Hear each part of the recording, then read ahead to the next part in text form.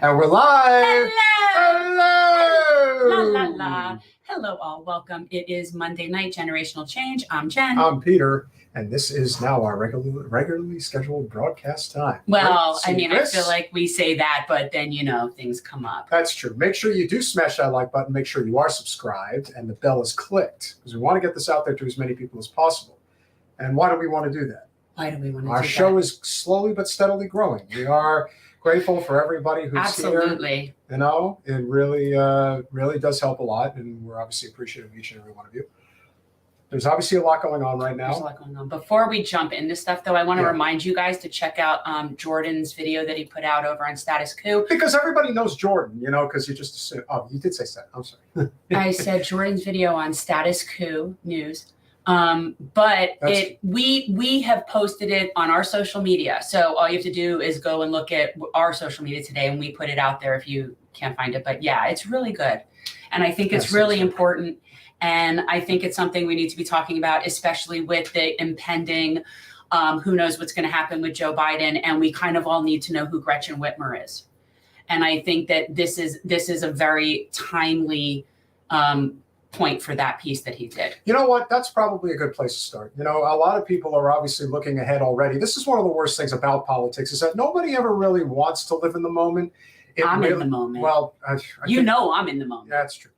I think we all need to be in the moment, but everyone's always like, oh, who's going to run for governor in 2 years? Who's going to run for president in 4 years? I mean, forget this current election. Escamani 26. Escamani 26 for governor. That's about the only one that really That's what I'll say. I feel like if I say it enough times, I'll wish it into existence. But one of the more disturbing things that we have noticed is that in the state of Michigan, and shout out to our friend Nina Turner, who has been rallying with Congresswoman Rashida Tlaib in support of what is transpiring tomorrow, big day tomorrow in the state of Michigan. It is the Michigan primary, not because anybody is going to beat the president of the United States in the primary, there is a very active movement right now led by filmmaker Michael Moore.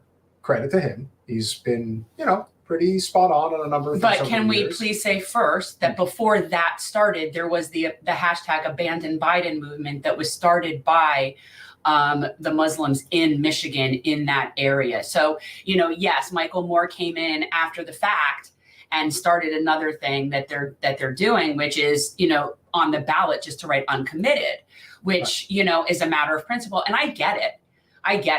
I don't know that I don't think it's going to affect Biden in any way, but what it does show us is he's not winning Michigan. That's what it shows us. I think that's pretty clear. And of course, the Democratic establishment sycophants, whatever you want to call them, the cluster of individuals who very pointedly always seem to want you to know just how bad you are if you don't just go along to get along, be silent, even about genocide. And one of the people who has decided to suggest that being silent on genocide is the way to go is Governor Gretchen Whitmer of Michigan. Now, here's somebody who 1,000% intends to run for president of the United States in 2028. Hence the segue from Jordan's video, okay? Because there is a very strong connection between this governor and all of the poisoning and the actual, what Jordan referred to as genocide in Michigan, which, yeah, whole communities are being like deleted. So, yeah. Governor Whitmer has one thing and one thing only that she can really hang her hat on, which I think we both give her tremendous credit for. Of course, it always starts with the Michigan House and Senate, and ultimately she decided to sign it into law, and that is repealing right to work. So that is a huge step in the right direction for labor, as it should be. A state like Michigan, the fact that it ever had right to work laws is insane. The birthplace of the automobile, for God's sake. But nevertheless, it was a step in the right direction. And that's all I'm going to say on the positive note. On the negative side, there are plenty of things to talk about with her. But I feel like that's almost like a symbolic thing, like Joe did with the NLRB almost. It's like, well, I'll throw a bone. I'll throw you this bone, but at the end of the day, they're not really doing anything. Like, if you're supposedly doing something to help labor, but you're poisoning working class people, then what are you doing? Like, how is that? So I understand, like, it's a nod. Okay. So now you guys can be collecting money for your unions while we're poisoning you.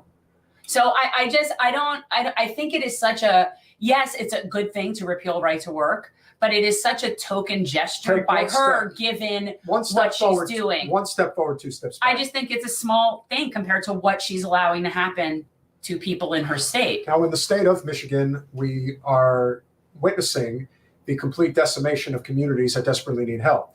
Now, with all due respect to some people who may see this video, are all of the pipes in Flint, Michigan contaminated? Probably not. Well, they have replaced some. Yeah, but the pipes in the areas of the working class have not.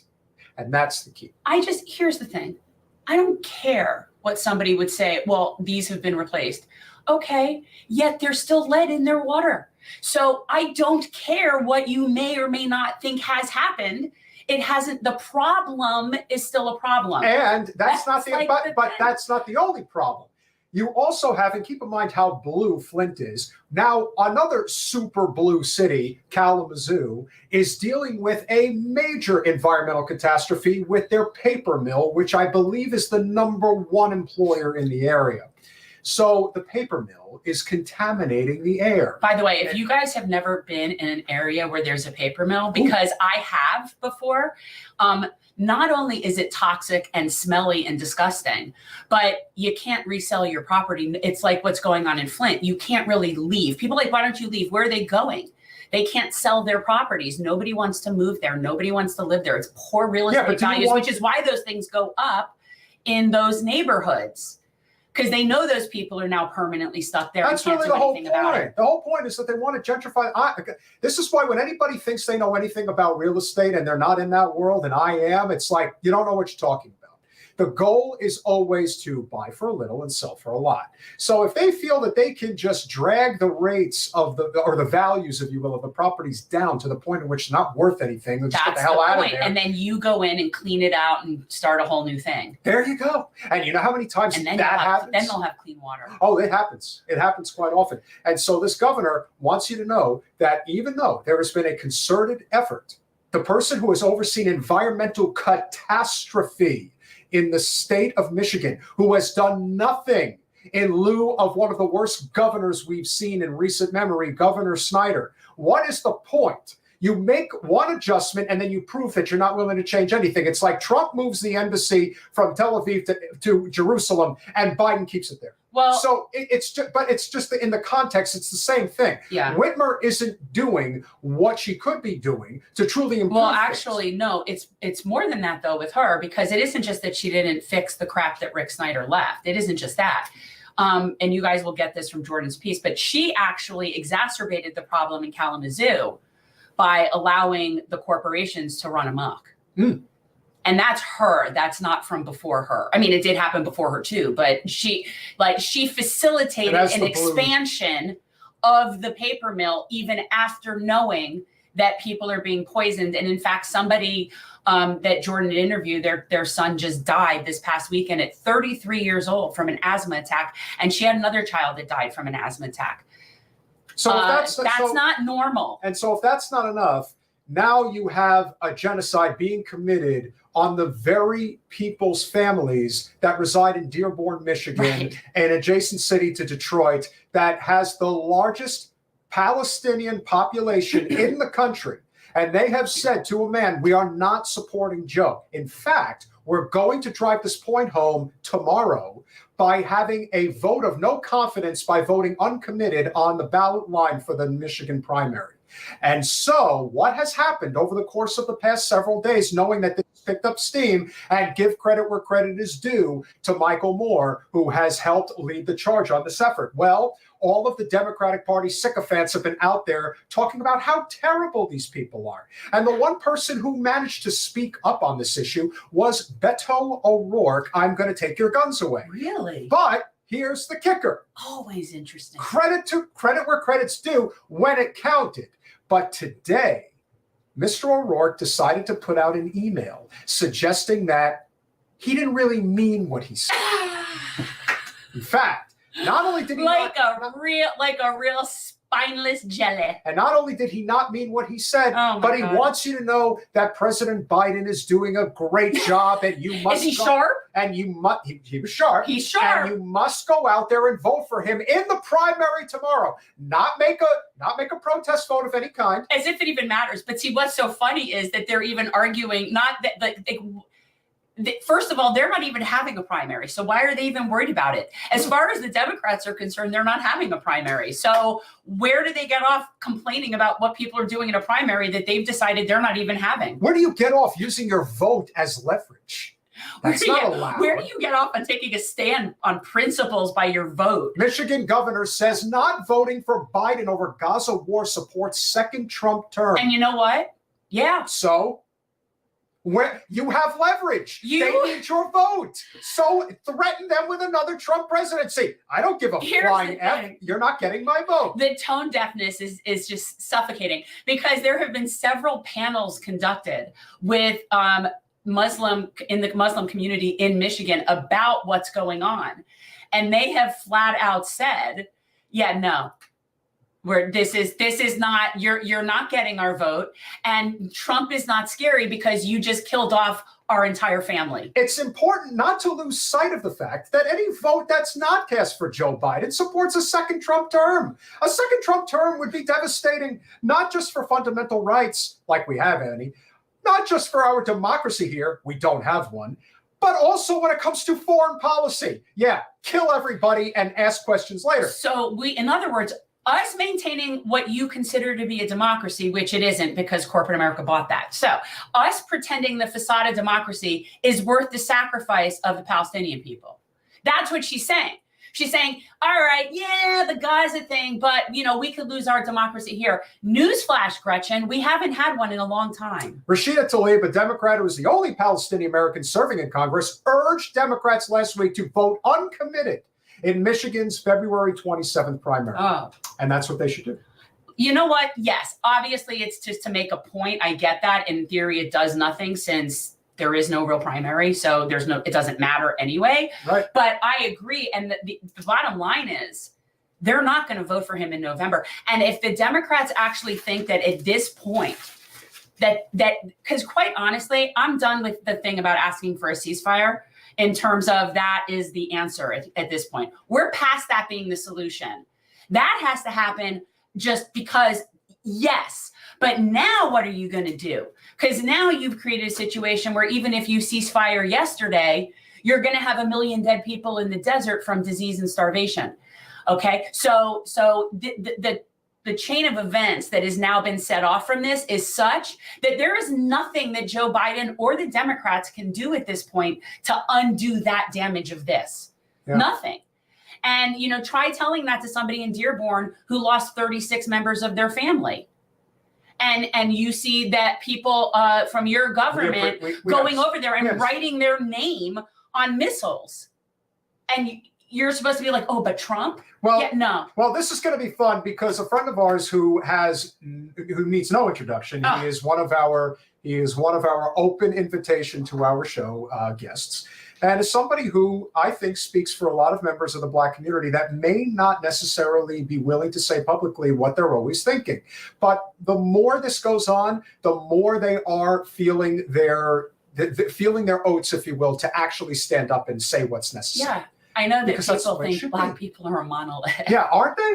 Oh, I thought they all vote Democrat. I didn't know any better. He's the host of Middle MAGA. You know him, you love him. Osiris, welcome back to Generational Change. What's good? Thanks for having me. It's always great to be here. Yeah, you're right, man. Right now it's time to speak up. It's time to be respectful, peaceful, but I'm not going to hold my tongue. How y'all doing? I am so proud of you. I want to tell you, I was watching a clip you put out. It was about Kid Rock, which normally I wouldn't click on something like Kid Rock. And the fact is that a lot of the people really missed the point. A lot of the people in those comments really missed the point of what you were saying. It's like, it was a symbolic thing about it that it was Kid Rock. They're like, who says he speaks for MAGA? You're like, goddamn, people are dense. But what I thought was I really appreciated I appreciate your stand on Israel. I respect that. And I agree. I think you can't say that you're for America and be thinking that somehow that's a strategically good plan. Yeah. For those who don't know, Kid Rock was on with Joe Rogan, and it's an unbelievable clip. But maybe, it wouldn't be that awkward, after 9/11 or something like that, because that's what we did. We killed estimates from like 400,000 to 1 million people. Yeah. Iraq and Afghanistan, but we're in a different place now. And Kid Rock is on with Joe Rogan talking about, well, they're hiding behind civilians and we need to tell them he literally said, we need to tell them to kill innocent civilians in the tens of thousands to get hostages back. And that's just not where I am politically, and I respect other people, but I have to let that know. And I'm very disappointed you see me repping Super MAGA. Yeah. And the MAGA movement to me is splintering between those who are pro-Israel in a way that, and it's not even about pro-Israel, it's pro-Israel to the extent of they are cheering Israel killing innocent citizens. Yeah. So I think we're going to have to talk about that A at the end yet again, the last A, because I know that you've probably seen Trump's talk that he gave, the speech in South Carolina. Did you see this speech? Yeah. Yeah. So he's taking the A. All right, we got to show up because it's I wanted noted, Osiris, that this was my idea. And you remember me telling you in the beginning that this is the thing. So to me, this speaks greater to the war that's going on within the GOP right now, because it's not just about what's going on in Gaza. It's about the fact that there are still remnants of the neocon GOP that still hold reins of power. Now, a lot of them have been welcomed with open arms into the Democratic Party. And by that measure, they have all been embraced, if you will. But if you support the MIC, then you're not. Yeah. So this is the fight. The real fight right now is, are we going to have an anti-war party in this country? And quite frankly, I don't give a damn where it comes from. I just care that it's there, because it's where, the likes of the likes of Thomas Massey, and Kentucky's a great example. You have the best of the best in Thomas Massey and the worst of the worst in Mitch McConnell. It's like, make a decision. Where do you want to land? And I think that's why he loves Thomas Massey. Well, I do, because we don't have any uncorrupt, principled representatives. Yeah, he's non-corporate, right? Like, so to me, that's important. So here is Trump. Okay, so we're gonna watch this because Jen is being vindicated right now, and this is important. If he had dinner with you and if he didn't like the tone of your voice, he would kill you that night. You would never see your family again. You were dead. I got indicted. My parents are looking down, say, "How the hell did this happen to my son?" I never heard the word practically. but we're going to do something that's great for our country. We're going to make America great again for everybody, but we're going to make America great again also.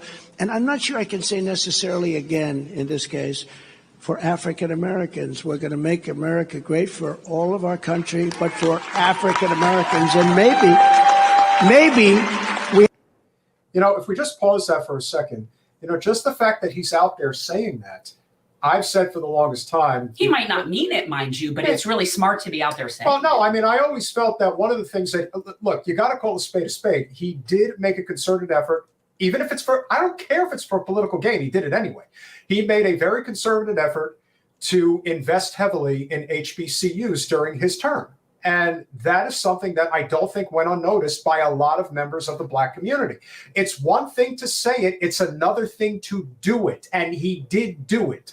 And whether that was because he saw an opening to get their votes, hey, isn't that what it's all about? I mean, using your leverage to get votes. If that's his reason to do it, fine. If it's a good thing to do, like, that's my thought. But Trump has a history of this. Remember in New York, he backed Jesse Jackson and the Rainbow Coalition that they were doing. I forget the exact details. He gave him an office and he vocally supported him there after he ran for president, I believe. I think that is who Trump is. I think the Central Park 5 situation kind of tainted people against him, but I think Trump's big, though. That was pretty bad. Like, that's a pretty bad one. Oh yeah. I don't. Here's the thing, though. If you look at his whole overall picture, Trump has always been. He's always done this type of thing. I'm not too excited about it. It's good because Trump is somewhat moderate here, but I'm not really for. You don't need to parse out African Americans because when we talked about it, MAG, it wasn't about black or anything else. But I'm not going to nitpick it too much. It's a good thing. Yes, it is. But it's acknowledging that not everybody has had the same American experience. Yep. And I think that is important because look, from a political strategic point, he's making a connection. And if you go back even earlier in the speech where he's talking about how he can relate because he's now being so unfairly indicted, and he was definitely playing into a lot of stereotypical stuff. Yeah. But I just thought it was funny that he took my idea and I didn't get any credit for it. That's really the point. You have to leave the word again out. Do you understand what I mean? Because maybe there is no again. We're going to make it great for you and great for everybody. And that's important. Our country's gone through hell. And in many cases, our country is in hell right now. But wait, that's exactly what we talked about. I think it was the last time we talked or one of the last times. I think I have that clip on X. I'll have to look and see. So what does that mean? Like the guru, the Trump guru. Make America great again. What it means is that Trump is an extremely smart salesman and politician. But wait. Does it mean, what size are you, Peter? What size are you? Do I need to redo this and get just MAG? Because remember, you said you were going to do it. I would wear MAG. It's a good sweatshirt. I'll give you that. I mean, I got to tell you though, with those colors, I mean, it's looking a little CCP, going on over there. What is that? Well, it's like the hammer and the cloak and dagger. Oh, okay. Yeah. The whole thing. Because everybody's so damn afraid of all the buzzwords. I've changed on that. I've talked to a couple people on the left, and I like the branding. I think we need to talk to each other more because, the MAGA triggers people, but then the hammer and sickle triggers people. And I'm like, wait a second.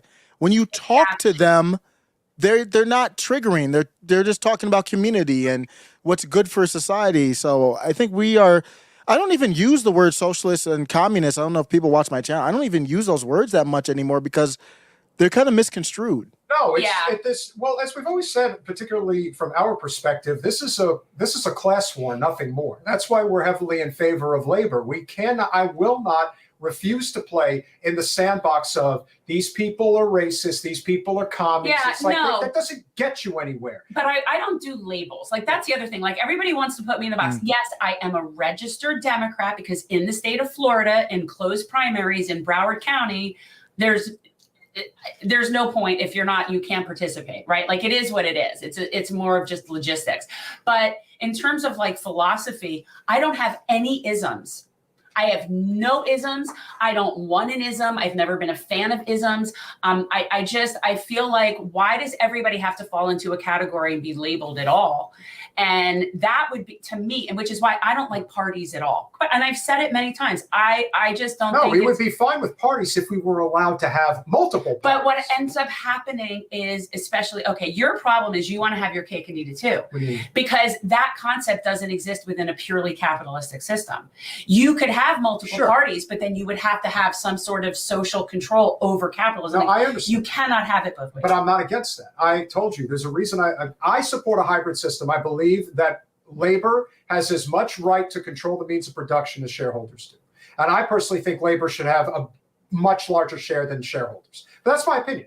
I think that if you are the ones who are putting in the work, that you deserve to have a living wage, that you deserve to have universal health care, that you deserve to have clean drinking water. Well, imagine there's this concept that. that's so foreign. You live in Colorado.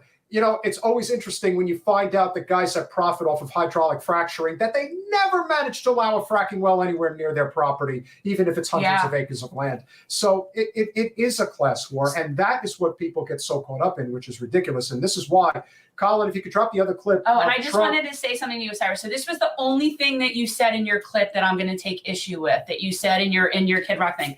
You went to the tax dollars paying for the stuff. And you know that with the federal thing, like the tax dollars don't pay for anything, right? Like, it's not like somebody collects all the tax dollars and then says, okay, we can afford this, we can afford this. It's not how it works. They decide what they want to spend money on and they issue it into existence. Your tax dollars have nothing to do with that. Now, on a state level, they do. Because in the state level, they don't issue currency, right? So your tax dollars do pay for things.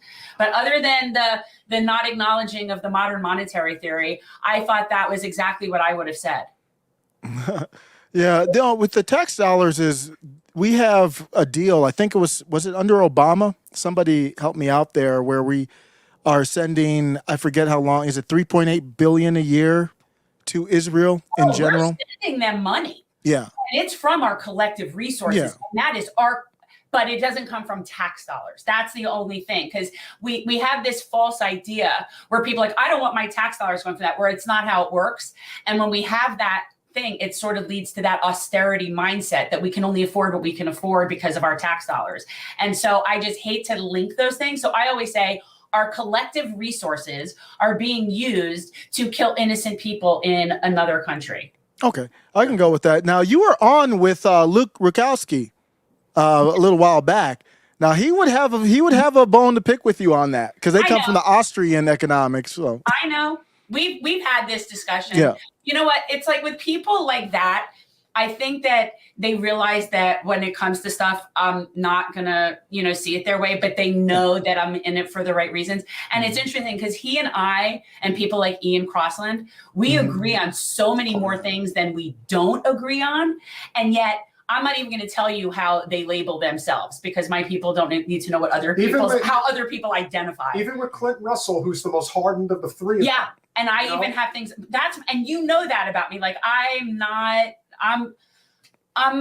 philosophy flexible. Yeah. I'm fluid. I'm what do you call it? I'm fluid.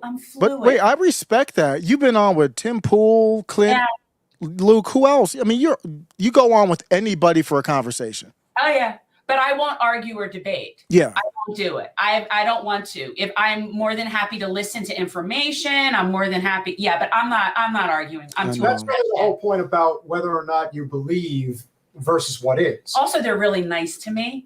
Sure. And I don't know. Well, and I said this to you before, and you tell me if I'm wrong, Osiris. I think that with a lot of content creators, like people like Tim Pool, and I felt this way definitely with Vosh and different people that I've gone on with, they treat me with a certain level of deference.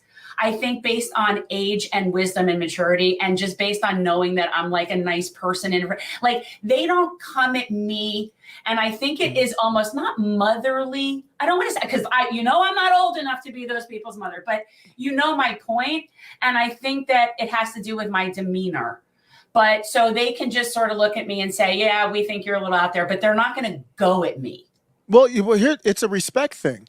Yeah. I mean, you've got respect. Even if there's disagreement, you've got respect. I don't know if we'll get to it later, but there's a influencer out there that lost a lot of respect recently who had a discussion, but we can go on. We can. I mean, as I don't know who it is or what it is and what is the drama, but yeah, I mean, I think what happens is people don't stay true to themselves. And if you don't stay true to yourself, nobody else is going to really believe you in the long term. And what's interesting, and that's even if you make a mistake or change your mind. Like you'll be like, yeah, I changed my mind about that. It's like, that is so completely respectable. And yet we had this idea politically, oh, that's a flip-flop. No, it's called evolving and growing and learning. And we should all aspire to do that. So, I mean, I just think that, yeah. I think those elements are also very important because, as we talk about all the time, yeah, you can constructively criticize somebody if they're doing something. Like, I constructively criticize somebody like Jimmy because he has a huge platform and he's right about a lot of things, but he's also a colossal asshole. And he doesn't understand that when you treat people like they're shit, because he comes from the dirty comic world, if you will, where, you basically talk shit about anybody. I get that. But you're in a lane where you're trying to really create this sort of coalition of the working class, so to speak. And not that I have anything against that. But when you go out there and you just start attacking, like, let's say, real journalists, for example, because you don't agree with 100% of their takes, and then you make jokes about their sexuality and it's like, you're not getting anywhere by doing that. Please. And this is and then you have other channels that constantly just want to bitch and complain about other content creators. Where's the value? What are you trying to do? Are you just trying to make money? Because that's really not. I'm just trying to build my web. I'm trying to build a web. Yeah. And I feel like every connection I make and every connection I connect to each other, which I do all the time, like that has almost become like part of my job at this point, is connecting other people, connecting contacts. And that's the whole point of this. Tim Pool's guilty of it. And he's got as big a platform as anybody outside of Rogan. He really has an opportunity to do a lot of things. And while I do think his takes are a lot more moderate left, his whole shtick in terms of making money is all the way to the right, all the way. And that's, to me, we're not in this for a living, though. I know, it's hard. I mean, for people who don't know, it is hard to do that because of the algorithm. They want to pump you to be pro-Trump, pro-Trump, never criticize Trump.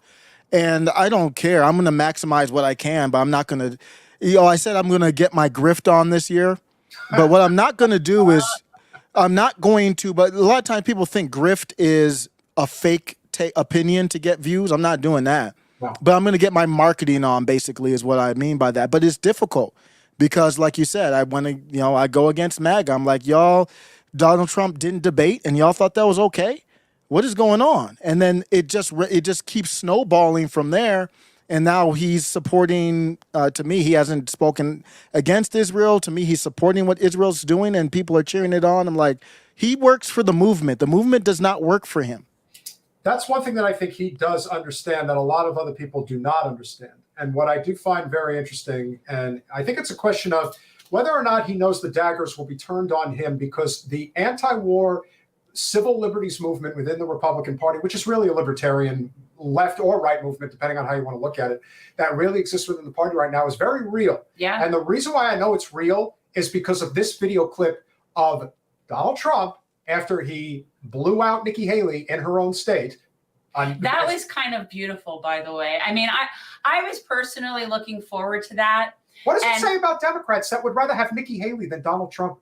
Like, at some point, you have to realize that this has nothing to do with policy. No, they just don't like him. Well, it's all about because emotion. They care about their feelings, and I just don't care about their feelings at all. But they let somebody very important in South Carolina have it on the stage. I think you know what this is about. Oh. Another man, not a lot of people know him. He doesn't do too much television. He happens to be a little bit further left than some of the people on the stage. But I always say, when I'm in trouble on the left, I call up Lindsey Graham and he straightens it out so fast. And I'll tell you, no. Don't say no. No, If the crowd is booing, that means that they decide. And they don't like that little chicken Warhawk. They don't, clearly. So they're booing Lindsey Graham. Yeah. This is the third time, I think, that, and I'm actually upset at Trump. Why does he keep doing this? You mean that's when he brought in Lindsey Graham? This is the third time. It's at least the second. I think it's the third time that he's brought him and booed every single time. Donald Trump needs to speak to the people and explain why he's doing this. I don't have a problem really, because I can't do anything about Lindsey Graham. I don't have a problem with MAGA or Trump saying, I got to work with this guy. But he's got to come and explain it. Like, here's what I'm bringing him to the stage. I don't agree with him on everything, but I got to work with him. He has never explained any of this. Why do you need to work with Lindsey Graham? Nobody needs like to work to me, with there are certain people that you don't need to work with. Porky Pig be one of them. There are people, you know, we had this discussion the other day about certain members of the Democratic Party that I would classify as being within that, you know, vote blue no matter who crowd and all that. But there are those that are there because that's what they need to do. And then there are those who are there because they think it's going to help advance their career. And this is the same problem within the GOP. And the worst of the worst are always people like Lindsey Graham. Look they at his are hands. He's like the biggest, frozen. they're the biggest chicken shits walking the planet. They're no different than Bill Kristol, Jennifer Rubin, David Frum. Yeah, how are you, like, what, same. you know, how, I mean, that's one of your problems with a lot of the Republicans, right, Osiris? The Warhawk crap? Oh, I'm very upset with it. They were good on Ukraine. And so I appreciated that, but when it came to Israel, it switched. What's the big difference here? Where's the correlation? The correlation is that the Ukraine war wasn't doing them any favors financially.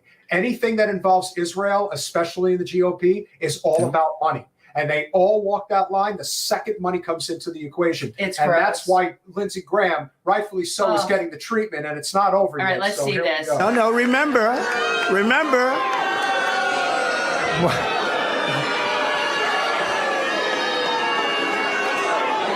I love him. He's a good man. Come up here, Lindsey. Come up here, Lindsey. Come here. Okay, are you ready? America, the nightmare you're facing is just about over. Help is on the way. This is the most qualified man to be president of the United States. And let it be said that South Carolina created the biggest political comeback in American history. What in the hell is this guy doing? Make him go away. Make him go away. It's so bad. It's so bad. And he's so tiny. He looks ridiculous. He looks ridiculous. I mean, don't get me wrong. I think I told you I've met Trump. He's tall. He's like 6 foot. No. But Lindsey Graham is like 5'6", 5'7". It's the same. But oh my God, I would see the top of his maybe head. he should take advice from DeSantis and walk around in those Lifts. lifts. You know, Yeah, this yeah. for lifts. Yeah. You know, Lindsey Graham hates politically at least. He despises Donald Trump. Of course he does. So what with the pop and circumstance? I don't understand. So explain to me, what is MAGA now? Like, where is that? Who is that? Like, is that an actual movement, and who's leading it? And are they? And according to you, they are definitely not taking the right take on the anti-war stance. No, that to me, MAGA's done. I mean, once you kind of align with the military-industrial complex on not just anything, but on living innocent people, you're done. And so right now I hate to say it, it's a Trump kind of, I don't want to say cult, but here's what it is. I say this out of love for the MAGA movement. I called it the most beautiful political movement ever in the history of this country. But what it is people are afraid. They're seeing all the different things happening, lawfare all over the place, and they're running to Donald Trump and hugging him, saying that's our save, that's what's going to save us. But when I analyze the chessboard, Donald Trump is not saving anything. So I don't tie to Donald Trump. I never did. I like him. I have no problem with Donald Trump, no beef, but I don't tie to Donald Trump. And right now it is not MAGA anymore. It's a Donald Trump type of, I don't even know what to call it. Well, it's a cult, but I kind of feel like the Democratic Party, to an extent, feels like a cult at this point because they have no substance, they have no platform. They just get blue. If you're saying blue no matter who, that's cult. Like, then that's no principle whatsoever. That's just cult. But so, like, who are you supporting? Like, where are you with this now? Oh, I love Dr. Shiva Dore. I like people who have courage right now and they don't hold back. You're independent. What was that? Running? Is that somebody running? Oh no, that's yeah, he is running, but he has to figure out if he can qualify because he was born, I believe, in India. Oh yeah, no, That's he the can't. person that's. And I'm tired of people having that discussion. It's fight for the amendment, get it changed, but you can't just register and hope it's going to happen for you. That's I think the one thing that you're right about is that there is this internal fight that's happening right now, and one of the bigger problems is that this is also the problem with the two-party system. If we didn't have to worry about this problem, because the Democratic Party has the same problem as well. We have just as many Warhawks, just as many people attached at the hip, literally, to Wall Street and Silicon Valley. And APAC. And the APAC and the military-industrial complex. And they don't want to play in that sandbox. And you know what? I guarantee you that the majority of the GOP that are anti-war, civil liberty-driven feel the same way. The difference is that when push comes to shove, the GOP will line up to take Biden out. And the Democratic Party will not do the same. But that's also because you haven't been faced with a situation in the Republican Party yet where they literally stand in the way of you supporting the candidate that the people want. Donald Trump has been the candidate that the people have wanted for about a decade now, almost a decade. Whereas in the Democratic Party, they twice told you to get fucked when it came to Bernie Sanders. Yeah. And now this time around, they also told you, yeah, we understand that Joe's where he's at, but you're not getting a primary. So let's say we're down to it, and you know the regular only certain people make it on your ballot, right? You're in Colorado. I don't know how you're like how easy or hard it is for independents to get on the ballot there, but you know, push comes to shove. You know, because I accept that my choice is Dr. Cornel West. That's who I support, and I accept that he might not be in my primary. And if he's not in my primary, then at this point I'm actually leaning towards Claudia de la Cruz, but. That's neither. I'm not familiar. What's Claudia? I'm not familiar. It's the Party of Socialism and Liberation. It's Claudia de la Cruz and Katrina. I can't remember the running mate's name, but yeah. And again, it doesn't matter. Like at that point, you're talking about, let's be real. Then it's just a matter of principle. You kind of huffed there at Dr. Cornel West. Where do you? He can huff and puff all he wants. Fine. No, tell me all about him, Osiris. I like his personality. I like him a lot. I mean, he's got that, you need that it factor, and he's got that. But I don't know, sometimes it just feels like he's cosplaying as what he thinks a populist left person should be. I mean, his take, I don't know if you saw his, I'm sure you did, his take on Navalny. Yeah. Yeah, I know people took big issue with that, but I think that that's taking one thing in a very weird context. Like, it's kind of like he's been saying, Dr. Cornel West, the exact same thing his whole entire career and his whole life. He's like a universalist. He's a humanist. He cares about all people. And he also is somebody that doesn't judge in that way. So point being, and I'm not saying that, I don't like how everybody's comparing everybody to Nazis. I think that's also in and of itself kind of annoying and hyperbolic. No, you devalue the word. And yes. And I don't know. The truth is, I do not know enough about it. It does look political bullshit to me, theater, whatever it is, Navalny, Putin, whatever. But I do know with Dr. West, like you could go back to the earliest times of him ever speaking, and he hasn't wavered on like his stands for people in general and kindness and empathy. So there's a lot to like there. Don't get me wrong. Before he announced, I talked about him on my channel, like how I like this guy. My other feedback would be I'm more about America first. Yeah. So he's very focused on the Middle East. I'm anti, obviously, the war, but I want the focus. You all focus, like before this show, you were talking about workers here in America. Yes, we do. And he does as well, but I mean, the Palestine stuff to me has to be presented in a way that it's America first. You don't have to be Trump America first, but you got to be America first for me. Otherwise, I don't need to see Palestinian flags and stuff like that. That doesn't do anything for me. Right. I understand what you're saying, and I think that it's a fair point, but you have to remember that this is the problem with our political discourses of today. The legislative branch is the ones who are supposed to oversee domestic policy, and it's the executive branch, the commander-in-chief, that is supposed to be overseeing our military and foreign policy. And our foreign policy is that much worse than our domestic policy, and our domestic policy is shit. So meaning they all suck. Correct. So we're going to play a clip, though, because Dr. West, this is also the other problem on the left, is that there is this degree of infighting where no one ever gets their shit together, and they go after him, where, like you said, throw everything else out. Seriously. Even if this is just a speaking tour, he has an it factor where he can inspire people, and that is very hard to do in politics. So, friend of the show, Tim Black, had him on recently. He's been behind him the entire way. And there have been people that have been literally trying to throw Dr. West under the bus. It is absolutely insane. Even if you don't agree with him, it's like, if that's the person in politics that you're picking a fight with, oh my God, get out. Like, are you kidding? Like, he's the least nefarious person in the news. With all the shit we have going on right now, you have time to devote relentlessly to go after Dr. West. Really? Like, how does that serve anybody? Here we go. Okay, some of my secular brothers and sisters say, well, Brother West, you're spending so much time with all of these Christians, and we're tired of hearing about all of these Christians. And I say, I spend time with anybody I want to. I just spent time with my Muslim brothers in Houston. I'm meeting with the Buddhists. I met with Mormons.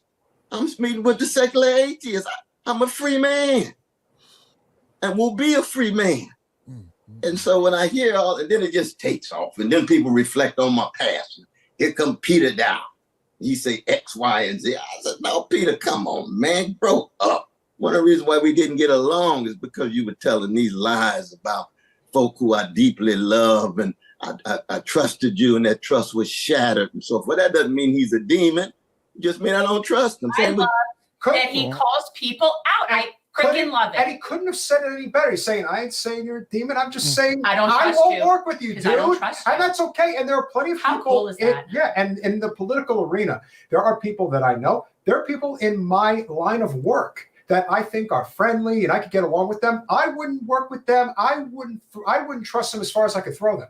And that is the difference. I'm going to woo you over, Osiris. I'm going to have you having a West bumper sticker on your car one of these days. Yeah, really. No, but this really does speak to the bigger issue here. You can get along with people and say, okay, let's figure out how we can get somewhere on healthcare, on a living wage, labor. I may not trust you. I'm going to keep you at arm's length. And if you prove that we can get along, again, it's such common sense. Yeah. And to me, that is the bigger problem. I can't help but love him. Everybody just. Have you ever read his book, Race Matters?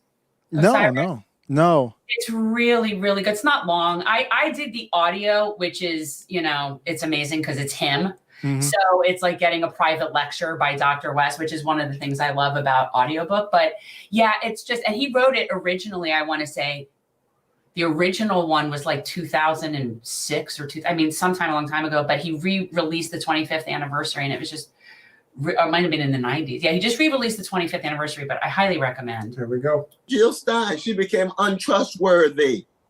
That's hard. Arrogant attitudes towards folk I'm concerned about. So I couldn't work with them in that context. That's just a human thing. I ain't out to demonize nobody. I don't want to act as if they're the devil, but they're untrustworthy, and that's the reason why I don't follow through. And so when I hear all these little buzzes on what they're saying, I say, oh my God, it's almost like they're addicted to this stuff. Why don't you spend time trying to make sure that these brothers are out of jail? I mean, all these black revolutionary folk on the radio, it look like so many of them are on Jimmy Dore's plantation, but we won't get into all of that right now. Oh, no, we will get into that because that is a direct, that's basically saying. Wait, is he talking about RBN? No, well, he addresses that RBN piggybacks off of Jimmy, as to a lot of other channels, including people we're friends with. And the truth is, you use it as leverage, but you cannot deny, if you turn on Jimmy, he will bring up Dr. West completely out of context to bash him. Yeah, I know they had that falling out, right? Well, because Jimmy has some really big problems with this idea that Dr. West's campaign is centered on a black first agenda. Okay, listen, you don't have to agree with it, but it is a working class agenda. It's not an anti-white agenda. Can I honestly? No, yeah, I'll agree with that. What's that, Jen? This man, and this is why he speaks to my soul, right? Like his entire life, he has been fighting for who are the least of these. He believes that we have a responsibility to the least of these. This is someone who takes his religion seriously, personally, not in a judgy, preachy way, but that's how he sees his like calling. And it's like, he lives that. Like it would be one thing if he just was always saying that, but like he has a whole lifetime of it. And I find that, and he has 0 F's to give, clearly, about calling people out. So he's definitely got balls. Yeah. He's got balls and brains, and I appreciate that. Great qualities. Here we go. Now, I say, why don't you spend time making sure Mumia is free? That's what we've been trying to do for 35, 40 years. Where's your work? Where's your sacrifice? Where's your reflection? What kind of hits are you taking? What kind of burdens are you bearing? Or what are you doing? Are you just playing a game? Well, you see, that's just sad, man. It's a sad thing. That doesn't mean that they're demons. It just means that I just hope and wish that they reach a point in their lives where they get beyond the little pettiness and actually become substantive, genuine revolutionaries, loving the people, focusing on the people in such a way that they are the fundamental focus of your work, not these little buzzes that go around and around. It's all about market. It's all about money. It's all about Tucker Carlson got 200 million, so he's the big man. No, Tucker is still a white supremacist who conforms to neo-fascist sensibilities. I don't care how many he has on his podcast. Even if I disagree with that statement, he's still allowed to say that. Oh yeah. Whatever he was. And I give Tucker all the credit in the world for saying what needed to be said about Julian Assange. So, for example, we give Tucker props when it's needed. Dr. West supports the freedom of Julian Assange, and so does Tucker Carlson. Exactly. So he can call Tucker Carlson all he wants, but you know what? I guarantee you that he would work with him if that meant saving our civil liberties, specifically our First Amendment right, which is literally. I just find Tucker Carlson extremely elitist. Thoughts, Osiris? Man, the whole race focus is just a turnoff for me. It's just. I want to like him. He would be so good if I could take all that race stuff and just throw it out the window. He would be so good. But when you boil it down to the race, so he's calling Tucker a racist, basically a white. What does that even mean? What is that about? Is what he's talking about is not so much on an individual level as much as part of the system that is essentially white supremacist system. That how it's been built here. That's what he's referencing. We'll finish it up. I mean, yeah.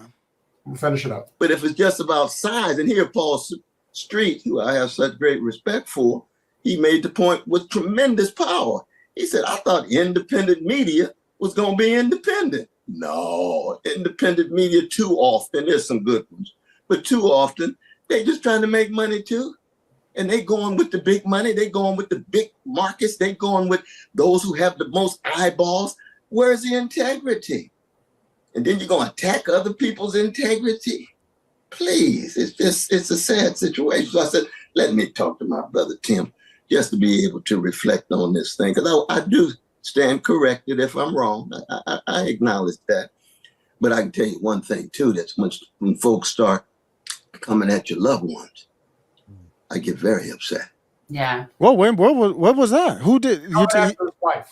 Who did? His wife. Now, his wife is a lovely lady, but obviously it was probably somewhat in over her head. What is this on social media? Yeah. Oh, okay. But it wasn't who. He didn't name names though. Who's he talking about? He doesn't have to because it's pretty obvious some of the ones that he is referring to. Is he talking about Revolutionary Blackout Network?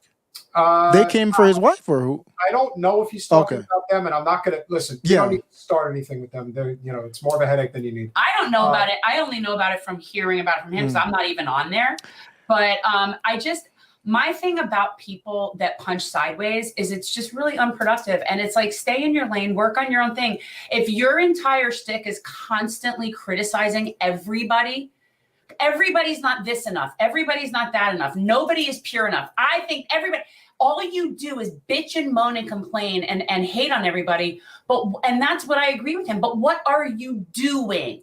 And I have thought this about many of the people that are constantly criticizing, whether it's me or whoever. It's like, if all you do is just sit there and criticize everybody, and everyone's a phony, and this one's a grifter, and this one's a sellout, and this one's, it's like, but what are you doing? You know what I'm saying?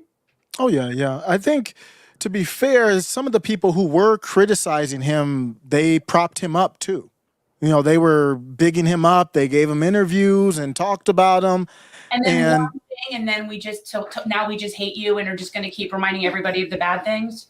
That's a good point. I think that's a fair criticism of it. Like, how much does that go? You know, I have my problems with Donald Trump. I'm still not against Donald Trump. I'm personally not voting for him, but I'm not against anybody who is. I'm not going to be attacking him at every moment. So it's hard to find that balance, and there is some fair stuff there. The algorithm and trying to get views as well probably plays into that. Osiris, where do you stand on RFK? I have questions about. I think he's very good at identifying problems. He's excellent. He's excellent at identifying problems.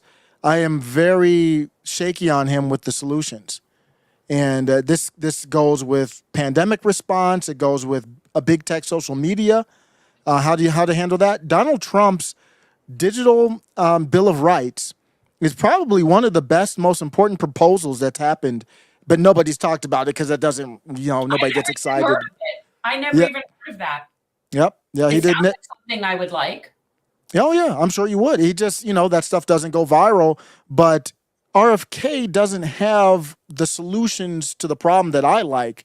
Like for the digital stuff, he was like getting them in the room and talking with them. That's not a thing. So I'm questionable on the resolutions to the problems. Right. Well, of course, there are some things I agree with him on, but he's so wrong on Israel, and that's very personal for me. So at this point, with him being where he is on that. And the other thing is anybody who is affiliating with Rabbi Shmuley, I hate to, normally I'm not, well, if you hang out with this person, but yeah, in this case, when you lay down with that dog, you waking up with some big fleas. And I just am not, I cannot. Don't all the big names hang out with them? And I don't know, but if you, at this point for me, the line is in the sand. And if somebody is not right on this issue, yeah, it's a deal breaker. And if there ever is this isn't a little thing. This isn't like a, we're arguing over a tax credit. Okay. Like this is not a little thing, and as a Jewish. And what are we arguing over? All we want to see is people to stop killing innocent people. I mean, I don't even understand what the argument is. Yeah, well, I would take it even further because at this point, I think it's been very clear that Israel is on a massacre agenda. This has nothing to do with their hostages. This has nothing to do with Hamas. I don't care what they say. Yeah. And so now that we see it, but we're still doing it. It's almost like I'm living in a bizarro world. Like you're watching these things, and we're watching a genocide in real time, and it's horrifying. And then you have people like Gretchen Whitmer coming on and saying, but you still got to vote for Joe. It's like, just no. Where's the line? Yeah. Where's the line? Everybody went crazy when he said, I totally could shoot somebody in the middle of Fifth Avenue and I wouldn't lose any supporters. And it's like, okay, well, he says that. And which is just dumb. Joe Biden is aiding and abetting a genocide. I can't. Literally. And there are those out there who are trying to pretend like it's not happening. It's never going to work. Or insisting that you have to vote for him. There's no leverage. And all I'm thinking is, of course there is. He's the incumbent president. He has the leverage as the commander-in-chief to actually do things to change what is happening right now. And people have a vote that they can decide whether or not they want to apply to him. He can only get shit done before 5 p.m. and then he's sundowns and it's all over. But he's trying to draw this out until they just finish the job, basically. That's what it looks like to me. He's trying to slow roll it. Enough, that won't matter anyway. Yeah, they're convinced that people are just going to change their mind once you get to November. To me, it's already too late. At this point, well, okay, for me, the first strike was the railroad strike, like the railroad workers, how he handled that. Mm-hmm. Then there was, let's say the Willow Project and the Nord Stream pipeline nonsense that he's willing to do. This kind of stuff. And we're supposed to pretend that we don't think that that's who it was. We're supposed to be led in some direction. And then we get to this. Yeah, this is there's no coming back. Yeah, I think this is a line in the sand. For me, you see it on the people I support. I mean, everybody supports it. It's hard to find. Candace Owens is a big person who doesn't. Vivek Ramaswamy doesn't, believe it or not. I don't know if you follow that. He does not support it. And Thomas Massey. Yeah. That's it. Matt's always consistent on this. But there isn't enough. No, I can only name 3 people. Like real big names. Rashida Tlaib.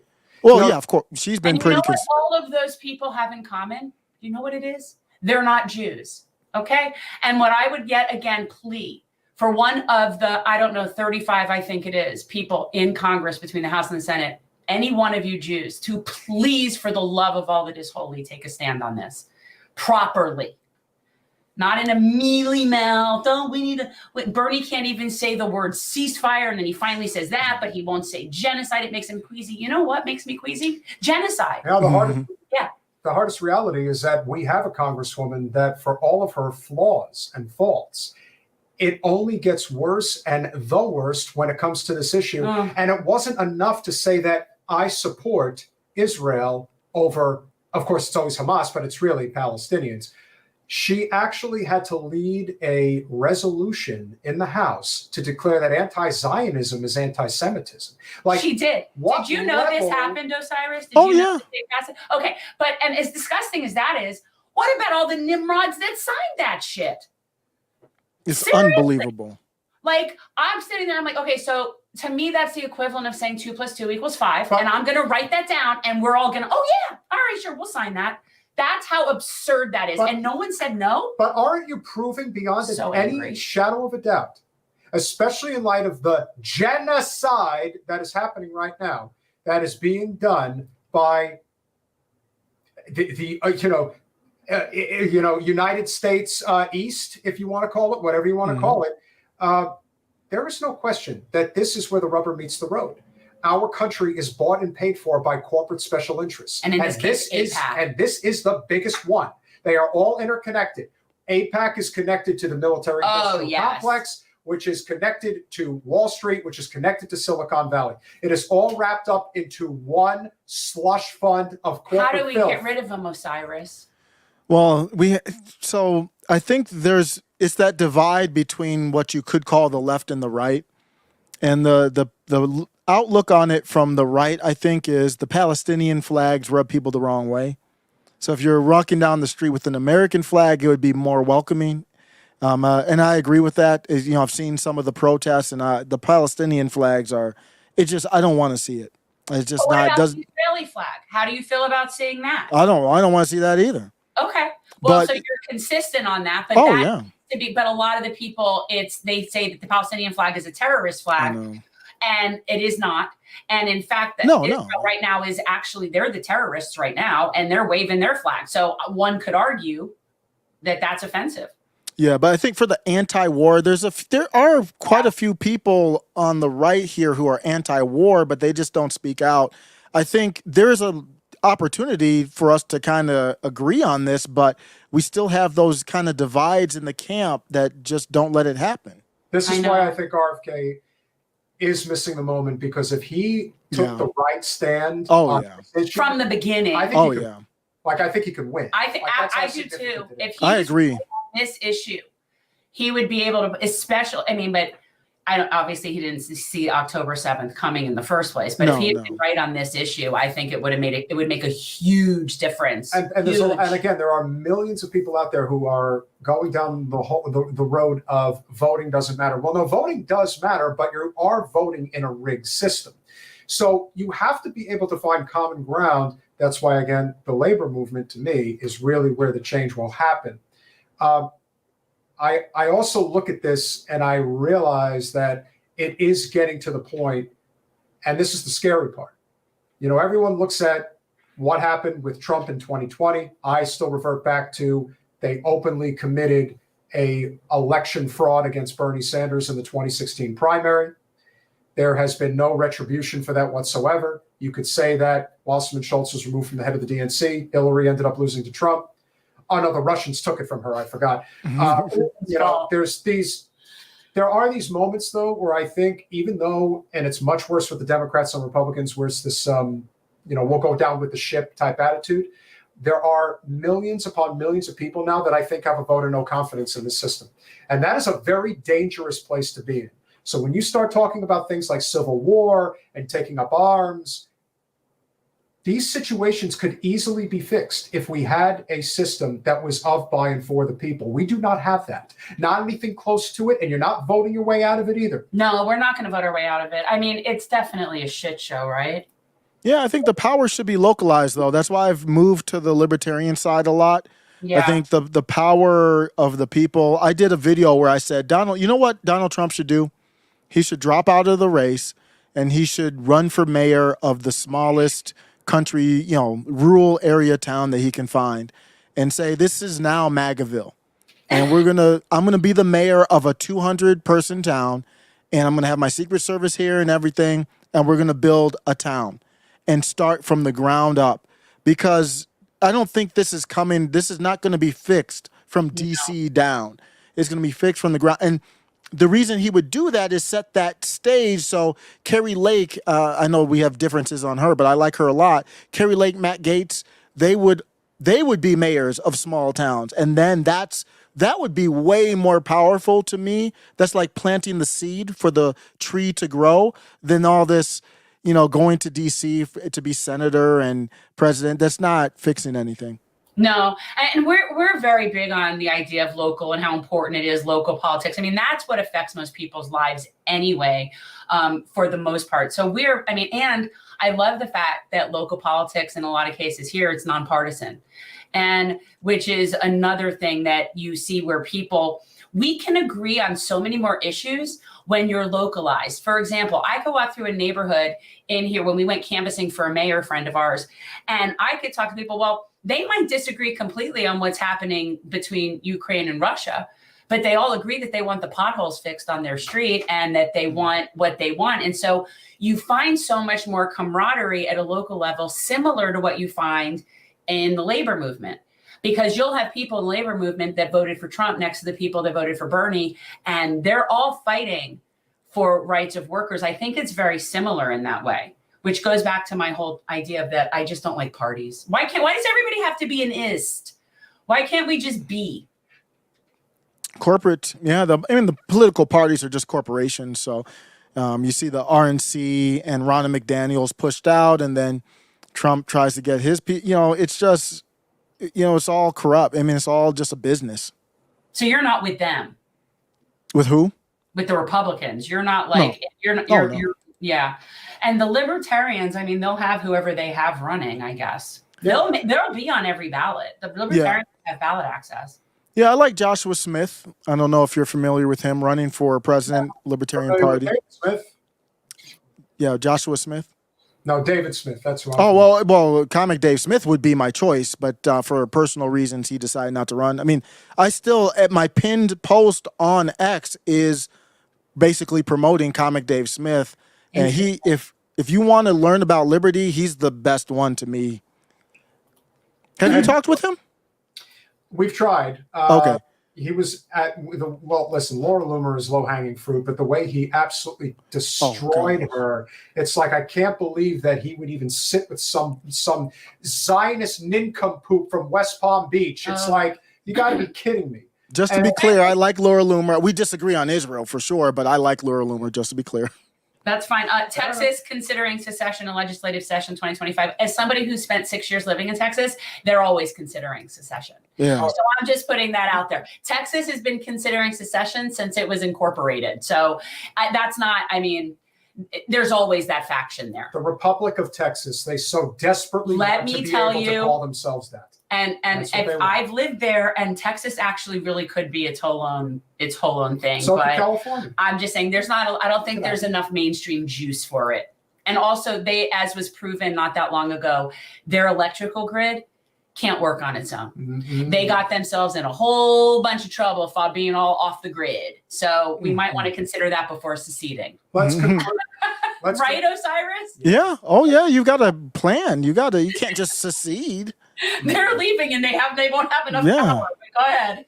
Well, let's conclude on this note. What do you foresee happening over this next year? Because it is going to be a very interesting year. But a lot could potentially change, hopefully for the better, likely for the worse. But I am curious as to where you see things ultimately heading over the next several months. Donald Trump is not going to win, I don't think. And they're setting it up to, there's a divide within that Trump section, and it's because of DeSantis. So DeSantis, and I think this was the plan, it's just my opinion. Yeah, no, explain this. I was going to ask you to explain this because I heard you talking about on your clip, and it's so outside of our purview of the Republican Party, what your thought is about what's happening here. Yeah, a while back, George Soros had a clip where he was, you could see that people had different interpretations of what he said, but I think everyone agrees that he was trying to create a divide between Donald Trump and Ron DeSantis. In that clip, right, a couple months after that clip, Ron DeSantis announced he was going to run. And where did he do his announcement? He did it on X, on an X Spaces.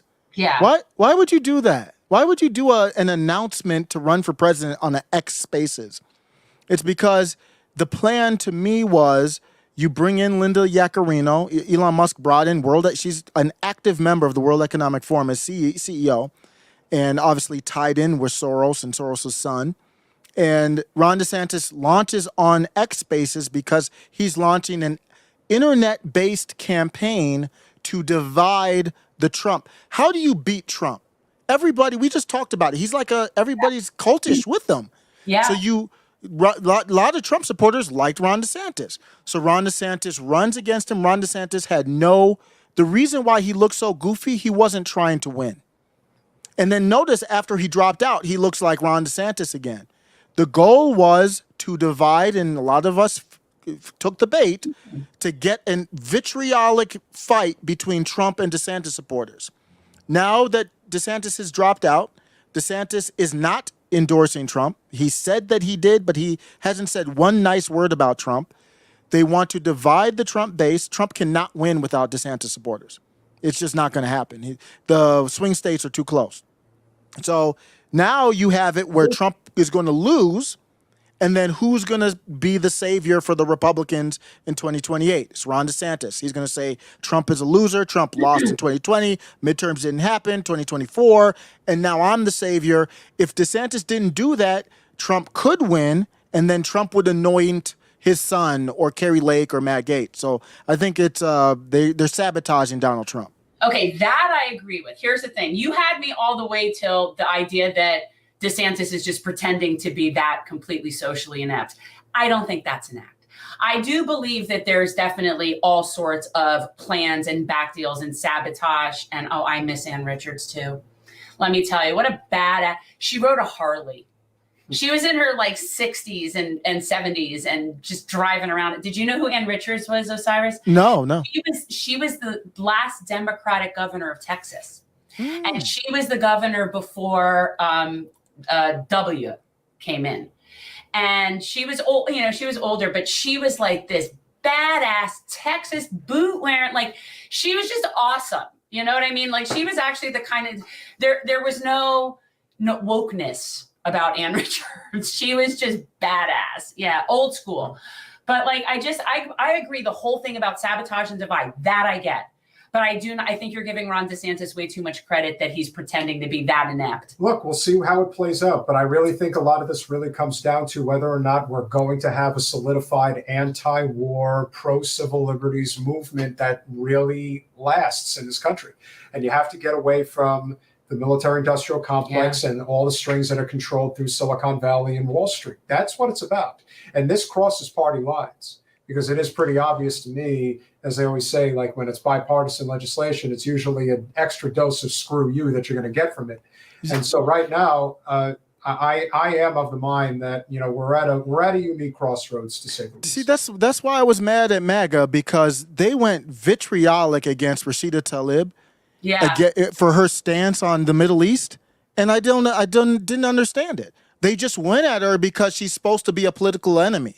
They're not critically thinking through, wait, what's her take? Her take is very simple. There's nothing wrong with her take. And so the reason I bring that up is, I don't see it. I don't see how there's, they tried to, did she get censored? They tried to censor her.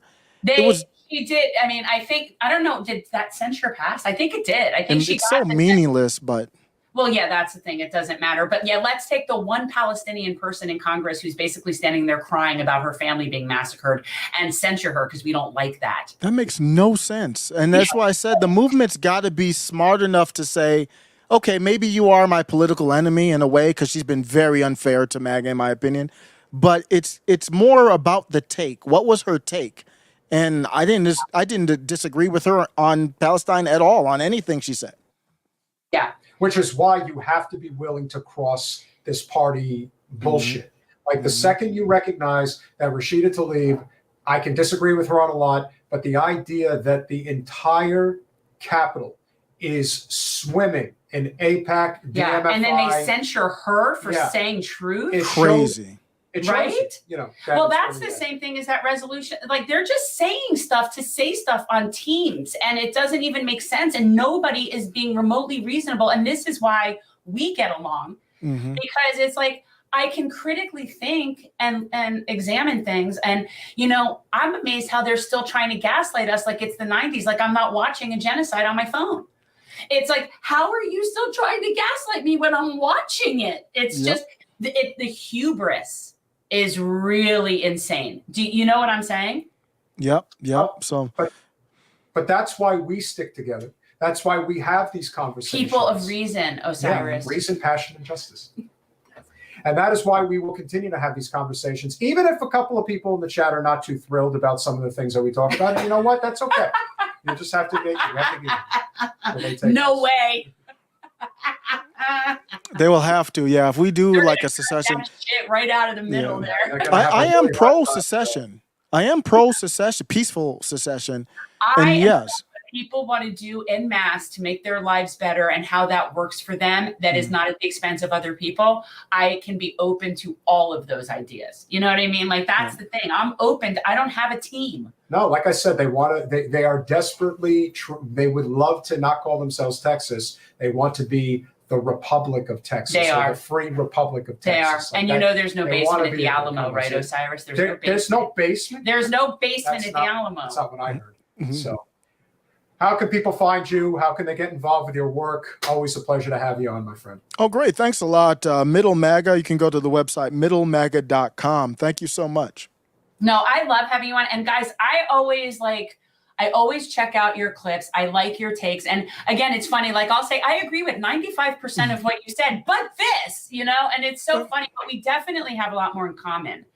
And I respect your work. But here's the difference. You see, even if we disagree with 5%, that doesn't mean we toss you out with the bathwater. No, I still like you. I don't like Carrie Lake, but I like you. And I also dislike you for liking somebody. We got to talk about Carrie Lake one time. Other than Israel, I'm pretty much 100%. You know, I love Carrie Lake, other than her Israel. We'll discuss that. Look, when it gets to where I need to talk about her, I'll have to really do my research. You know what I mean? Let me tell you something. If Trump does win, if she locks up Arizona, it cannot be overstated what a significant role she plays. She'll get a cabinet position. That is no, she'll be a United States senator. Yeah, she should stay senator. She's going to be on the ballot. And so I actually think she's going to win because I think that who's running against I think Gallego is weak. Gallego and Sinema is running again too. Is still running. I don't know why. Yeah. Screw Kirsten Sinema. Talk about honestly, you know what I think? Let's leave on this note. What I think Sinema's going to do is that she'll drop at the last minute with whomever is going to grease her wheels harder. Will it be Carrie Lake or will it be Ruben Gallego? Whoever's going to give her more of a retirement package, she will throw her weight in their direction. We co-equally dislike Sinema, right, Osiris? Oh, yes. Oh, absolutely. Yeah. Okay, because she's just disgusting to me. Terrible. Yeah, we can all agree on that. Brother, great to see you. All the best. We'll be talking. Bye, Osiris. Peace. And always a great conversation. No, because he's just smart and reasonable. He actually just thinks things through. It's not complicated. And also, this is crazy, but he's open to new information and facts when they become available. Yeah, and this is but this is also the thing, like, you know, like my music says.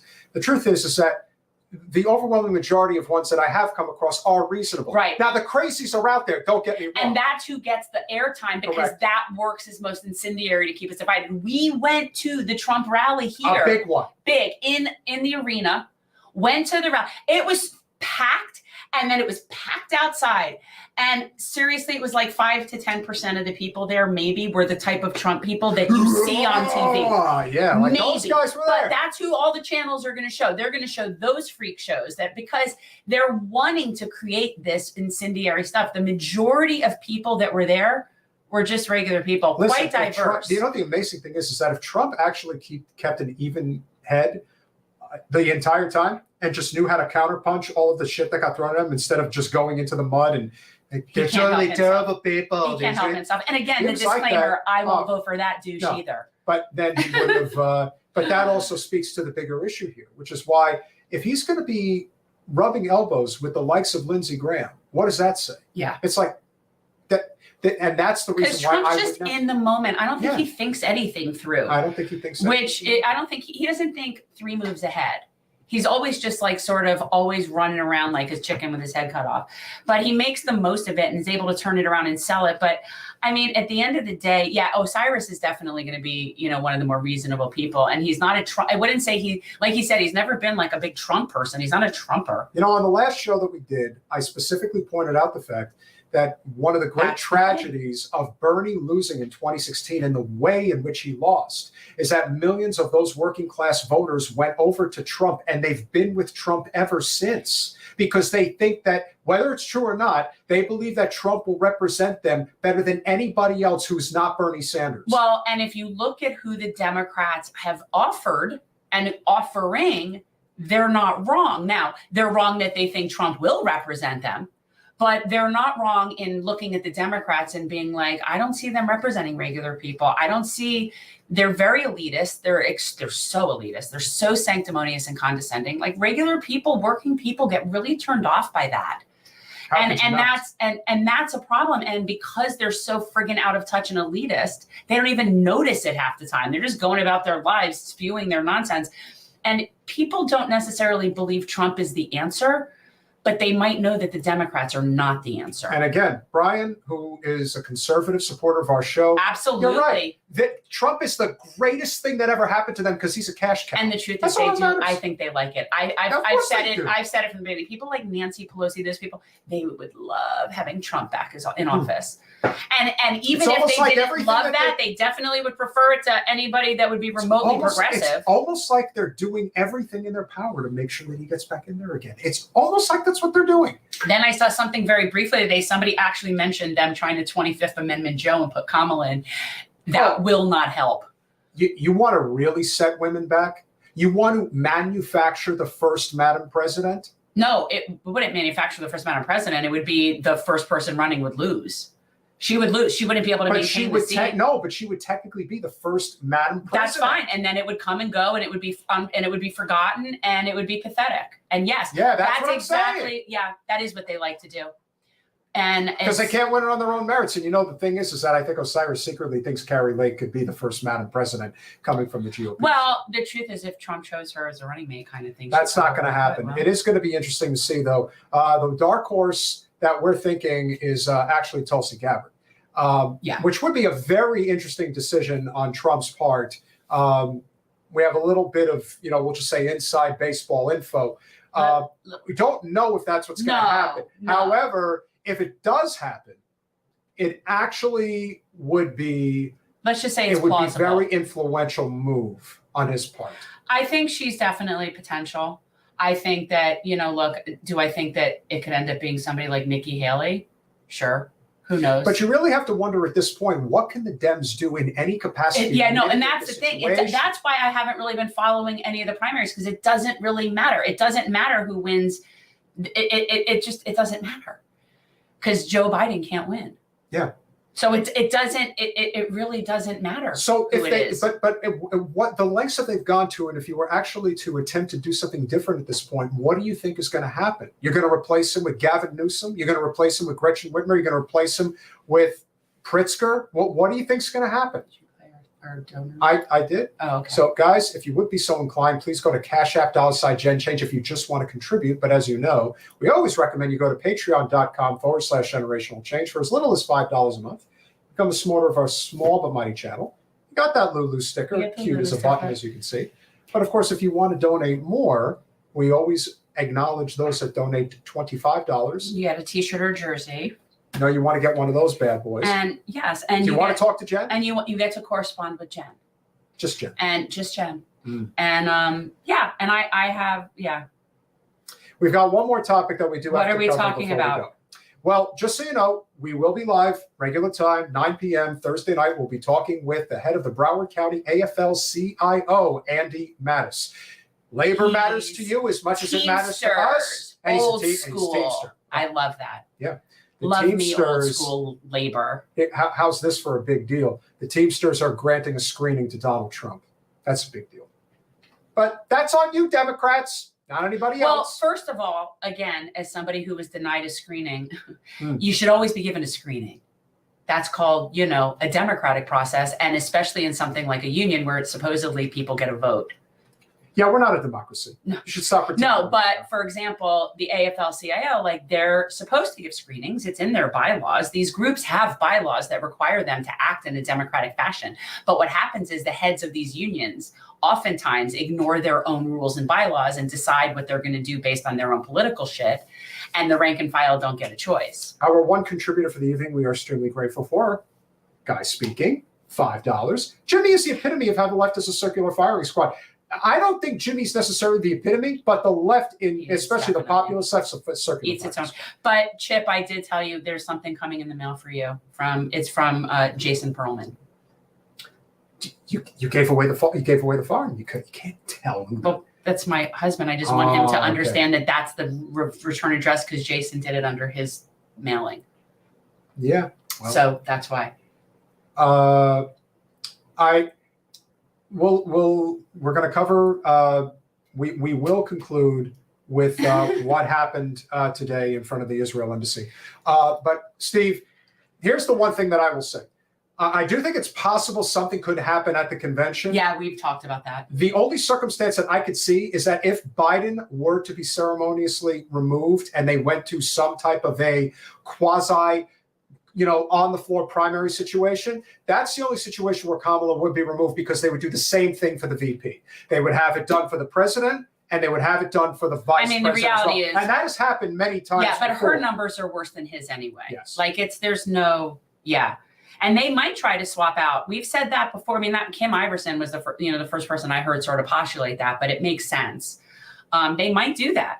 I'm not so sure Joe's making it. Every day is exponential when you get to a certain age. And to me, he looks like he can barely talk and keep his eyes open simultaneously. It'll be interesting. Every day is an adventure. Colin, can you please cue up the video? Wait, what video? From earlier today from, I believe. I don't. No, of Aaron Bushnell, but of course, a part of it was edited out. Yeah, no, I don't want to watch the video. I'd rather pull up what I had said, and I'd rather pull up the still photo of it with a quote tweet or something. And Matthew Ho had a really good take on it, or somebody. So you want him to pull up the quote tweet from Twitter then for Matthew Ho? I saw it on Instagram, but yeah, it was a quote tweet from Matthew Ho with a still photo. My name is Aaron Bushnell. I am an active duty member of the U.S. Air Force, and I will no longer be complicit in genocide.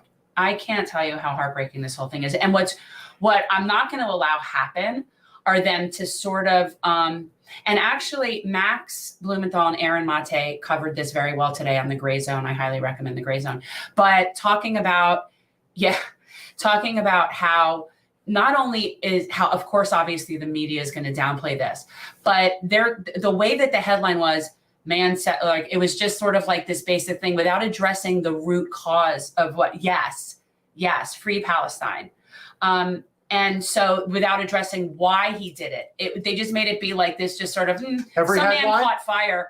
New York Times, Washington Post, I think the Free Beacon, they all had the same headline. Well, and it was like something like he passively caught fire. Yeah, passively caught. Well, I mean, how is it himself written? on fire? But why? They don't say why. Now, this is one of those things that honestly, I'm so torn on the whole thing. I can't quite, it's going to take me a while to sort of parse this out, but like in my own head, how I feel about this. But I do know that when I think back to when this has been done before, and it's not something that we've seen in this country often, but I do know that there is a tradition of this in Asia. I've seen this happen in different, historically, I'm not gonna, I don't know which part of Asia. I'm not gonna say China, because I don't know if it was China, but somewhere where it might have been Myanmar. I don't know, but this is not common here. So it is very, it's shocking. And it's very upsetting. The whole thing is upsetting. Well, you can give credit where credit is due. At least the Daily Beast was willing to put the headline what it needed to be. U.S. airman dies after setting himself on fire in Gaza protest, which is what it is. People in his uniform. Mm-hmm. But and the thing that I really liked about, and if you guys don't, Matt Ho did a good post on this, but apparently somewhere out there is a still photo of it. But one of the police officers was actually standing over him with his firearm drawn, like aiming it at this man lying on the floor engulfed in flames. And Matt Ho made a very good point of saying, basically looking at a picture of that with the firearm over the guy in flames and saying, I cannot think of anything more American than law enforcement standing there holding his gun over the guy. It's just so unbelievable. I have been past this embassy several times, know exactly where this is in the city. Aaron Bushnell, a 25-year-old based in San Antonio, walked up to the embassy building on Sunday afternoon in combat uniform, carrying a flask of inflammable liquid and a selfie stick with which he live streamed his actions. My name is Aaron Bushnell. I'm an active duty member of the United States Air Force, and I will no longer be complicit in genocide. I'm about to engage in an extreme act of protest. But compared to what people have been experiencing in Palestine, not Israel, Palestine, at the hands of their colonizers, is not extreme at all. This is what our ruling class has decided will be normal. That's the key sentence to me. And that is very important, because I've said this all along, that the level of violence is dictated by the oppressor. The level of violence in any civilization is dictated by the oppressor. And so that's the same concept. It's like, this is now what we've been pushed to do. And this is now what is going to be just normal, because clearly nothing is working here.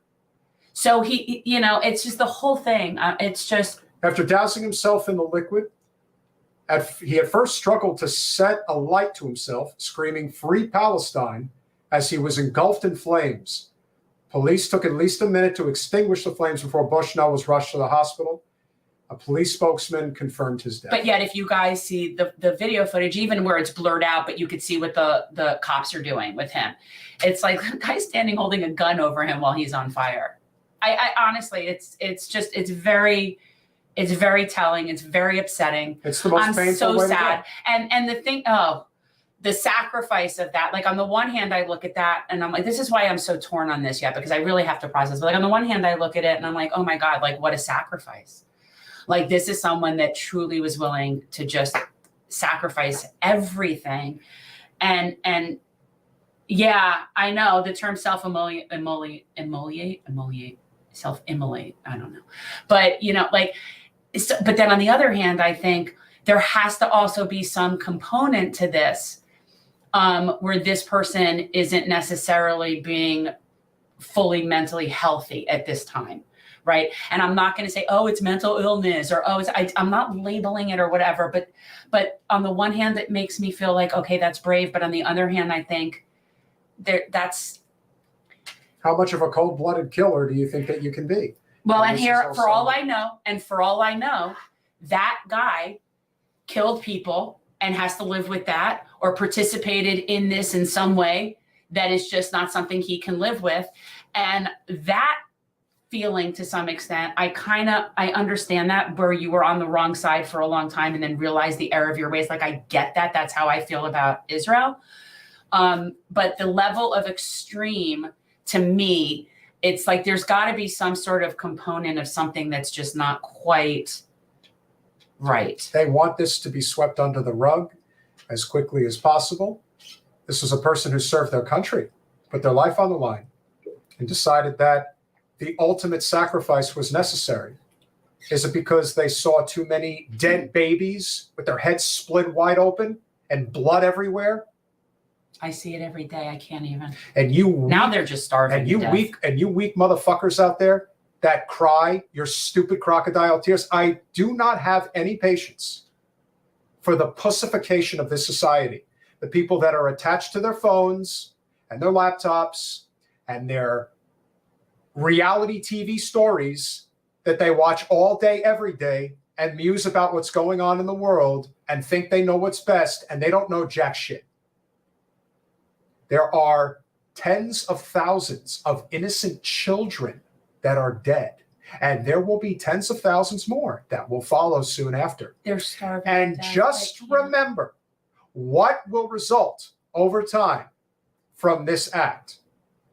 Could it be another 9/11? Maybe. Well, that's the idea, the strategic component of this, where we've had military people on that will say up and down and sideways that Israel is a strategic liability for us in terms of security. There is no additional security from that. That's a misnomer. Jews are certainly not safer. No. So Israel, from a military strategic standpoint, is not a benefit to us. And seriously, Michael Rappaport is asking for a fight. Like, he's asking to get his ass kicked. That guy wants so much fucking trouble, and he stands on a balcony doing a selfie video from Tel Aviv. Because these people singing these stupid songs, he just looks like such an idiot. He's such an idiot. It's because of people like him that anti-Semitism goes up to an 11. Please don't affiliate him with us. He's so fucking ignorant. And I'm so sad all the time now about this. Like, I can't even. And yeah, I know. I wake up every day and I look at pictures of things because I feel like it's my job to bear witness. And it's like the least I can do is sit in my discomfort with this and it is so uncomfortable. But this is also the thing about Bushnell that makes his story so unique, as I've often said. The people who are loudest for war, people like Lindsey Graham, for example, they're the biggest cowards walking the planet. They would cry and scream bloody murder from a hangnail. This guy set himself on fire. Screaming free Palestine. He didn't even take out he didn't even draw his Glock from his holster and blow his brains out and not even feel it. No, he decided, I am going to take on the ultimate pain for several minutes. And I may die from inhaling carbon monoxide before my entire body is consumed in 3rd and 4th degree burns, that I literally succumb to my injuries because I am going to be through some form of shock. And that's just going to shut my body down. I'm not gonna like allow that though, Steve. Like, yeah, you're right. They're going to dismiss this as like some outlier, crazy person. They'll come up with all sorts of background on this guy that I may or may not believe. He this, he that. But here's the thing: is that if they come out and say that he's crazy, then you have to question, well, what the hell was he doing on active duty? So how crazy are they going to make him out to be? Because again, this is not a veteran. This is somebody who's active duty. So if he's really that out there, then maybe that is on them. So I don't know. Maybe they won't. I don't know. The whole thing, I can't. And let's not forget that the overwhelming majority of the people that are in favor of what is going on or that support this massacre, these are people that would never lift a finger to defend this nation. They're also psychotic. I'm sorry. This is psychotic. And they are all driven by money. I don't know how anybody, and I'm still so fascinated that they keep trying to gaslight us when we're watching it. It's amazing. And they're losing that war. They are. They're losing the in the information long run. You can't win. Oh, when you start seeing stuff on CNN, which I've been seeing. CNN has been cut. It's over. The jig is up. They're not the only one. I got to give credit where credit's due. There was actually a very good coverage that was done by 60 Minutes last night. Okay. So credit where credit is due. So point being, it's hitting in the mainstream media. That means that the veil is really lifted, because now it's. But there's two rules of thumb on the veil being lifted. On the one hand, they're covering it because it can't be ignored. But another reason they're covering it is because they are the neoliberal corporate media, and they really understand now that Biden's going to lose. and that is the only reason they're covering. They feel like it's a lost cause anyway, so they might as well. Well, I don't even know if they think that. You see, they're so effed up in their worldview that they think that maybe if we kind of try to slow this thing down, that maybe we could save. There is no saving this. Now it's just a question of whether you could save humanity, but I'm not sure that could be saved either. Yeah, that's the thing. For me at this point, and I think this always goes back to my saying pigs get fat, hogs get slaughtered. Like they got so freaking greedy. So now what's going to happen, and this is where you guys should go back and look at our interview with Colonel Wilkerson. He believes that Israel will cease to be a state as it exists right now. And I think that is now hastening. This is hastening that. So Israel could have just lived their little lives in their 1948 borders and had their little Jewish state, but no. They had to go get more, like Schnurra. And they had to go in there and sit there and take all this stuff. And so now, not only when there is eventually a ceasefire, which inevitably there will, as my husband says, all bleeding stops. So inevitably there will be a ceasefire one way or another, or I don't even want to call it a ceasefire because it's not like it's a dual-sided thing. But when that happens, right, like that very well will happen. But at this point now you've got people going to the International Court of Justice and seeking an end to the occupation. You now had more than 50 nations go into the International Court of Justice and make the case for Israel to get out of the West Bank. Nobody had done that before. So now not only are you going to end up with the ceasefire, you're going to end up losing the state because the rest of the world is not having it. The boycotts are starting. The sanctions are starting. Countries are divesting. It's not going to work. You're not going to be able to live in a pariah state existence like this. So they could have had it, and then they had to get now they're hogs, and now they're going to lose everything. And honestly, good. I honestly good. They shouldn't exist as that state. Godspeed, Aaron Bushnell. Thank you for what you did. I know that's in the context of it, it's really. I mean, what do you think about someone like that in terms of state of mind? Like there has to be something that, and I also have a theory that everybody who has served in the military has some form of PTSD, whether or not you've even seen combat, and it's just like a spectrum of PTSD. And so depending on what he did or went through or whatever, but I mean, I don't think that we could say that this is totally like neurotypical behavior. Okay. Like it's just not, but it's just, but man, like the sacrifice and the balls and I'm all over it on this, man. I agree. It's complicated. That's complicated to me. Smash that like button. Because I want to say it's cool that somebody would have that sacrifice and that somebody does that. But then I'm a mom and I think, but I don't, that's not. But will it change anything? That's the question. Well, every little thing, did it change things for people in the past when they were protesting and they've done it in the past? Yeah, it did. Over time, it's just, is any one thing that? No. But this is not something that I don't want to give it any sort of real positive light because this is definitely not something I am a proponent of in any way. So that's the thing. I'm just not. That's just not something I'm a proponent of. I'm okay with putting bodies on the line and taking and standing up for what you think is right. That to me crosses into I'm not an advocate. I'm just not. Am I missing something with that? Like, I don't think so. I think it is what it is. And this is a necessary conversation in a very dark time. So it just makes me sad. I'm just sad. We've all been touched by this in some way, shape, or form. Randy? Yes, they're all damaged. They're all of them, one way or another, and it's a spectrum from bad to worse. I mean, every veteran, and I've spoken to a lot of veterans, and I've somewhat basically always sort of been conducting that as survey, like, just talking to people about it. And yeah, nobody's the same after that. I mean, yes, okay, my father-in-law, fine. My father-in-law served in Vietnam. He gave physicals in Merced in California. He was in the Air Force and a physician. He gave physicals to people. So yes, I mean, but I just don't think that most people come out of that okay. Definitely not. But with that said, Ray J, Jimmy Zimzam, Brian, Metal, Randall, Steve, Travers, Chris Garrett, Paula, Mario. Who am I forgetting? No, we've had a lot of chat. Chip. That's his name. Chip is his name. You don't like my music. Let's see who else I'm forgetting. I missed Doug Rinberg. I missed Good to have okay. you. She must have had something going on. Okay was not here, but she'll be here Thursday. It's Labor Thursday.